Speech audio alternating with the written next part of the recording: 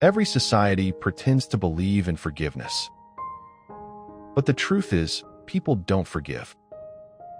They rebrand.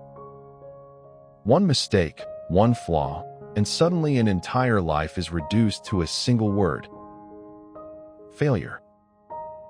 Psychologists gave it a polite name: the horn effect. A machine that crushes reputations and never spits them back out. In Talesverser, it shows how fragile human judgment really is.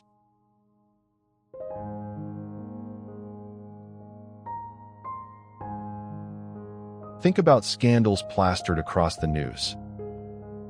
A politician lies once, and suddenly every word they ever said is labeled as deceit. A celebrity makes one offensive comment, and their entire career is boiled down to that single misstep. The public never sees the complexity of a human being. They only see the stain, and the stain spreads until it covers everything. It's not about truth. It's about convenience. People prefer simple stories over messy realities. And nothing is simpler than reducing someone to trash. Because once people start seeing bad, their brains can't stop multiplying it.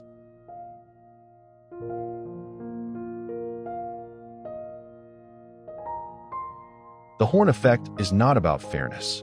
It's about speed. People don't have time to evaluate every detail of a person's life, so the brain takes shortcuts.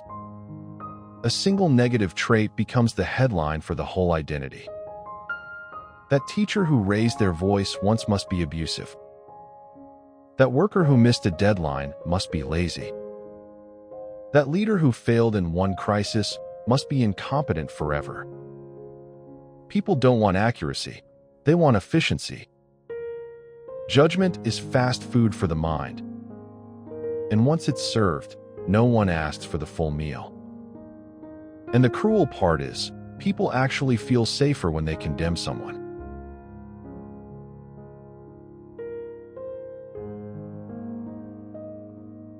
Condemnation is not just moral theater. It's protection.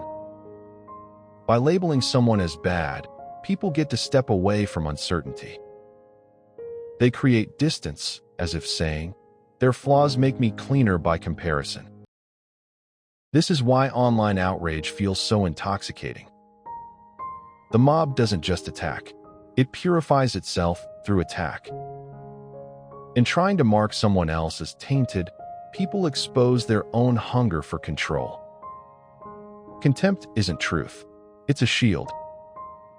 And shields are addictive, especially when the herd holds them together.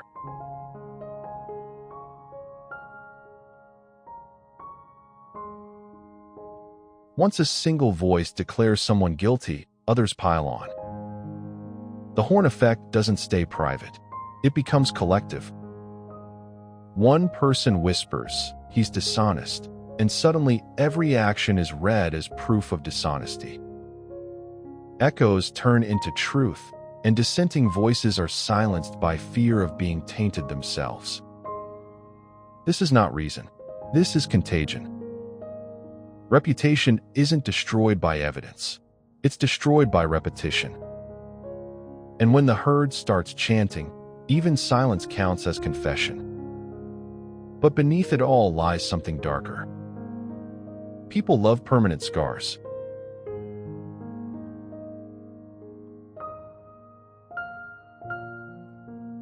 People don't just fall for the horn effect. They enjoy it. There's a strange satisfaction in believing someone is permanently ruined. It turns life into a morality play where villains stay villains and heroes never fall. Reality is far more complicated. But people don't want complicated. They want certainty, even if it's cruel. Once a person is branded, they stay branded. The scar doesn't fade. It becomes entertainment. And the crowd cheers not because it's fair, but because it's final, which leaves a bitter truth hanging in the air.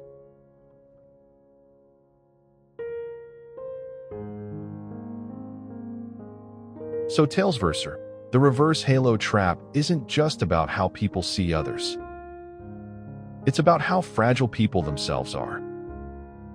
If one mistake can erase decades of effort, then maybe the problem isn't the mistake. Maybe the problem is the audience. Hungry for simple stories, addicted to judgment, or allergic to complexity. The question is not whether people fall into this trap.